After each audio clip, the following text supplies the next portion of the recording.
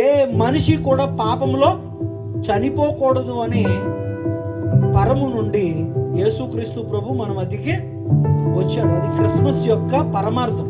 ఒకవేళ ఆ అర్థాన్ని మరిస్తే, దాన్ని విస్మరిస్తే, దాన్ని పక్కన పెడితే, చూద్దాంలో ఆ గొడవలన్నీ తర్వాత కానీ ఈరోజు ఈ ప్రోగ్రాం కానిచ్చేద్దాం అని అనుకుంటే కనుక పొరపాటు చేస్తున్నాం. దేవుని యొక్క ఆత్మను బాధ పెడుతున్నాం, దేవుని యొక్క ప్రేమను కించపరుస్తున్నాం. తస్మా జాగ్రత్త. దేవుడు ఎంత ప్రేమమయుడో దేవుడు అంత ఉగ్రత కలిగిన వాడు కూడా. తస్మా జాగ్రత్త. దేవునితో ఆటలు ఆడకూడదు. దేవుడు తన కుమారుని ఎందుకు పంపించాడో మనము ఎప్పుడూ మర్చిపోకూడదు. దేవునికి మహిమ కలుగునుగా. ఇప్పుడు చెప్పండి, దేవుడు తన కుమారుని ఎందుకు పంపించాడు? ఆయన వచ్చినటువంటి ముఖ్యమైన ఉద్దేశం ఏంటి? పాపంలో మగ్గిపోతున్న మనం, పాపానికి బానిసలుగా ఉన్న మనం అందులో నుంచి